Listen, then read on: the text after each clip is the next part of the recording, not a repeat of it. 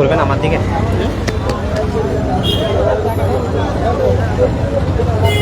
দর্শক স্বাগত জানাচ্ছি দৈনিক আজকের ফেসবুক লাইভে। এই মুহূর্তে আমরা আছি চট্টগ্রাম মেডিকেল কলেজ হাসপাতালে। মূলত চট্টগ্রাম নগরীর কোতোয়ালি থানাধীন যে রঙ্গম টাওয়ার আছে, রঙ্গম যে কমিউনিটি সেন্টারটি আছে তারই পাশে একটি 9তলা ভবন থেকে মূলত আজ দুপুর নাগাদ 3 জন সেখান থেকে পড়ে যায়। প্রথমত 2 জনকে এখানে আনার পর আসলে যে চিকিৎসকরা তারা কিন্তু তাকে মৃত ঘোষণা করে। তার পরবর্তীতে একজনকে চট্টগ্রাম মেডিকেল কলেজের 28 নম্বর ওয়ার্ডে আসলে ভর্তি করা হয় এবং কিছুক্ষণ পর তিনিও আসলে মৃত্যুবরণ করে।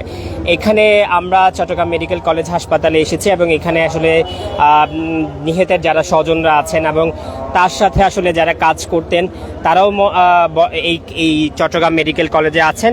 মূলত কি ঘটনাটি ঘটেছে এবং এই 3 জন আসলে একই সাথে কিভাবে পড়ে গেলেন এই বিষয়ে আমরা বিস্তারিত জানবো এবং তার সাথে যিনি কাজ করতেন তার সাথে আমরা কথা বলবো। ভাইয়া যদি একটু বলতেন আসলে মূলত কি ঘটনাটি ঘটেছে এবং কয়টা নাগাদ আসলে ঘটনাটি ঘটেছে এবং তাদের নামগুলো যদি একটু বলতেন। আসলে এখানে মারা গেছে 3 জন। 3 জনের ভিতরে প্রথম মারা গেছে ফখরুল, দ্বিতীয়ত মারা গেছে হাসান, তৃতীয়ত মারা গেছে চট্টগ্রাম মেডিকেলে মারা গেছে ওনার নাম হচ্ছে রাশেদ। আসলে এখানে এরা যে জায়গায় কাজ করতেছে ওই জায়গায় কাজের চিপটির কারণে, অলসতার কারণে আজকে দুর্ঘটনা ঘটেছে। যেমন এরা আজকে 15 দিন যাবৎ কন্ট্রাক্টরকে বলতেছে যে আপনারা আমাদেরকে চিপটি দেন, যে জায়গাতে কাজ করার কথা বলতেছেন ওই জায়গাতে চিপটি নাই, আমাদেরকে ভালো একটা চিপটি দেন বা চাং দেন যেটা দিয়ে ওরা কাজ করে। তো ওই চাংগুলা কন্ট্রাক্টর দিবে বলতেছে 15 দিন, 9 দিন ধরে এদেরকে কি কাজ করে সে টাকা দেয় নাই। ওই 9 দিন পরে বলতেছে এরা 3 দিন কাজ বন্ধ রাখছে। বন্ধ রাখার ক্ষেত্রে ওই 3 দিন বন্ধ রাখার পরে আজকে বলতেছে যে তোমাদেরকে খোরাকি টাকা দেবো, চাঙ্গ দেবো, যেটাতে আছে আজকে ওইটাতে আপাতত কাজ করো। ওইটাতে কাজ করতে গিয়ে আজকে এরা 4 জন মাথাতে ছিল আর কিছু উপরে ছিল। ওই 4 জন থেকে একজন লাভ দিয়ে চলে আসে আর 3 জন কি দিয়েছে পরে 2 জন মারা গেছে। একজন জায়গাতে ঘটনাস্থলে মারা গেছে, আরেকজন গাড়িতে মারা গেছে। তো তারপর আর যে রাশেদ নামের যে ছেলেটা, ওই ছেলেটা চট্টগ্রাম মেডিকেল মারা গেছে। এবং কি ওই রাশেদ নামের যে ছেলেটা, এই ছেলেটার আজকে এই মাসের 22 তারিখে ওর ওয়াইফের প্রেগনেন্ট বা ডেলিভারি ডেট দিয়েছিল। এটা খুব লজ্জাজনক বলতে, এটা মুখে বলার মতো না। তার ফ্যামিলিগত আসলে খুব এটা বলার মতো কিছু নাই। তার একটা ছোট বাচ্চা আছে। এটা নিয়ে আসলে আমরা এখানে মালিক পক্ষ আসতেছে না, কেউ আসতেছে না, আমরা এই ধরনের একটা প্রতিবাদ জানাচ্ছি। আপনারা মিডিয়া আছে, মিডিয়ার মাধ্যমে আপনারা কিছু আইনের মাধ্যমে যা হয় আর কি। ওরা অনেক গরিব। দর্শক শুনছিলাম এখানে যারা এই যে 3 জন যারা মারা গেছেন তাদেরই সাথে কাজ করতেন এবং আপনি ছিলেন সম্ভবত। যদি একটু বলেন আর কি, এই যে 3 জনকে আপনি তখন আসলে কিভাবে দেখেছেন এবং এরপরে এখানে নিয়ে আসলেন, কারা নিয়ে এসেছে, আপনারা নিয়ে এসেছেন, একটু যদি বলতেন। আমি তো তখন ওখানে ছিলাম না, বুঝছেন। আমার পাশের ভাই যারা ছিল আর কি, ওরা ওই জায়গায় ছিল। আমিও একই কন্ট্রাক্টরের কাজ করতাম, আমিও যে জায়গায় কাজ করতাম ওই জায়গা তো সেম অবস্থা, কোনো ধরনের সেফটি নাই ওইখানে, কোনো ধরনের সেফটি নাই। তো আমি নামাজের পরে, জুমার পরে দিয়ে আমি তার থেকে একজন আমার ওইখান থেকে ফোন দিছে ওই জায়গায় নাকি কে জানি 3 জন জানি পরে মারা গেছে। কে মারা গেছে তখন আমি শুনি, পরে কিছুক্ষণ পরে শুনলাম ওদের থেকে রাশেদ, হাসান, তারপর হচ্ছে যে ফখরুল, ওরা 3 জন মারা গেছে। কিভাবে মারা গেছে ওই জায়গায় কন্ট্রাক্টর ওদেরকে আজকে 9 দিন কাজ করছে। ওরা 9 দিন কাজ করছে, 9 দিনের ভিতরে একদিনও টাকা দেয় নাই। তো বলছে আজকে টাকা দিব আজকে বলছে। তো ওরা আজকে কাজ উঠছে যে মাছাটা ছিল একেবারে দুর্বল।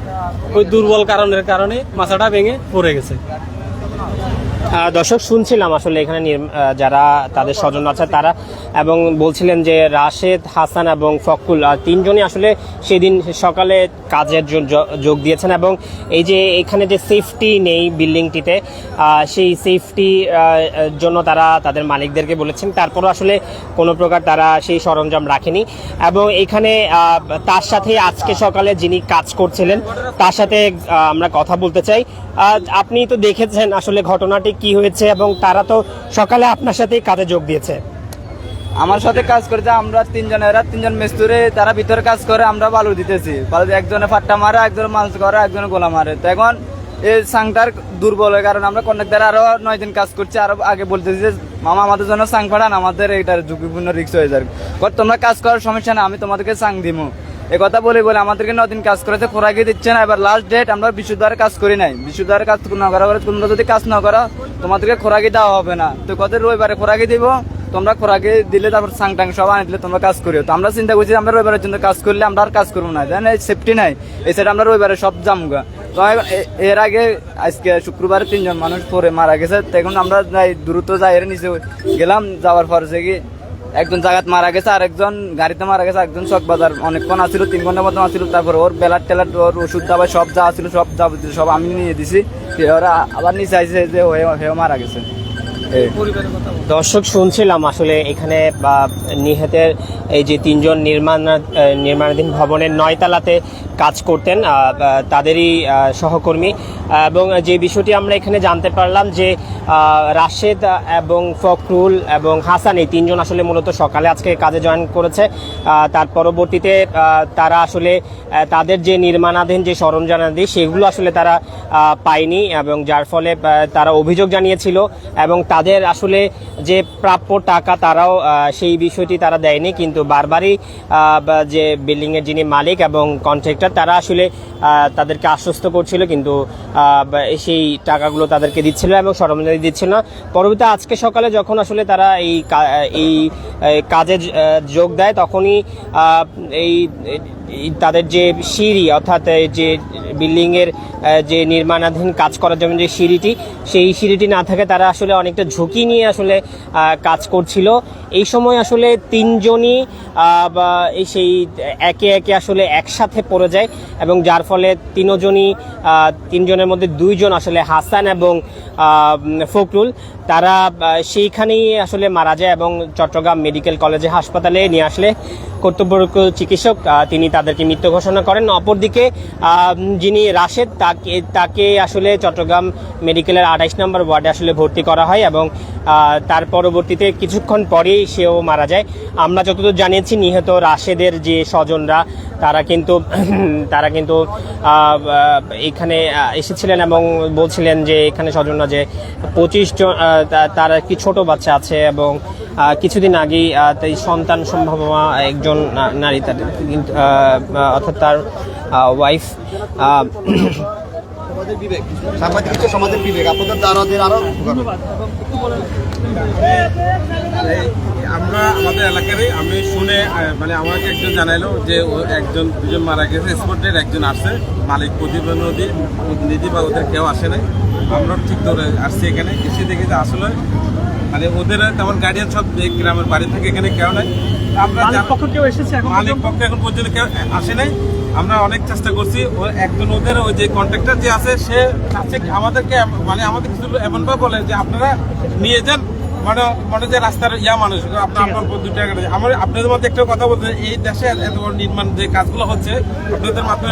দর্শক আসলে শুনছিলাম যে এখানে অনেকে এই যে ভবনটিতে আসলে যারা মারা গেছেন তাদেরই আশেপাশে যারা এলাকাবাসী এবং যাদের সাথে কাজ করছেন তারা আসলে ক্ষোভ জানাচ্ছিলেন, এবং তারা বলছিলেন যে এই হঠাৎ করে আসলে এই 3 জন আসলে মানুষ মারা গেছে, অর্থাৎ এটি পরিপূর্ণ যিনি বাড়ির মালিক এবং তারই আসলে গাফলতি ছিল, এবং যার প্রেক্ষিতে কিন্তু তিনি আছেন। আমরা এখানে তারা স্বজনরা আছেন, তারা কিন্তু এখানে এসেছেন এবং তারা কিন্তু তাদের যে ক্ষোভ আছে সেই বিষয়টি জানানোর চেষ্টা করছেন। তো দর্শক, যেই বিষয়টি আমরা এখানে এসে জানতে পারলাম যে ফখরুল, হাসান এবং রাশেদ নামের এই 3 জন যুবক আসলে মূলত তারা এই নির্মাণাধীন রঙ্গন যে টাওয়ার আছে কোতোয়ালি থানাধীন, সেই রঙ্গন টাওয়ারের পাশের যে বিল্ডিং 9 তলা ভবন, সেই ভবন থেকে কাজ করার সময় আসলে মূলত কাজ করার সময় তারা পড়ে যায়, এবং সেখানেই 2 জন আসলে মারা যায়, এবং তারপর তাদেরকে চট্টগ্রাম মেডিকেলে নিয়ে আসা হয় এবং চিকিৎসক তাদেরকে মৃত ঘোষণা করেন। অন্যদিকে আরেকজন রাশেদ, তাকে আসলে তার কিছুক্ষণ পরই আসলে রাশেদও মারা যায়। আমরা এখানে তাদের স্বজনদের কথা শুনছিলাম, তারা বলছিলেন যে এটা আসলে একটি অমানবিক কাজ হয়েছে, যে তাদের চাহিদা মতো যে নির্মাণাধীন ভবনের যে সরঞ্জামাদি সেগুলো আসলে তাদেরকে সরবরাহ করা হয়নি, যার ফলে কিন্তু আজকের একটি ভয়াবহ দুর্ঘটনা ঘটে গেল। এবং যার ফলে কিন্তু আমরা যত জানিয়েছি তাদের সাথে যারা পরিবার তাদেরও স্বপ্ন আসলে শেষ হয়ে গেল। তো এই ছিল চট্টগ্রাম মেডিকেল কলেজ হাসপাতাল, সেই মেডিকেল কলেজ হাসপাতাল থেকে আমার কাছে থাকা সর্বশেষ তথ্য।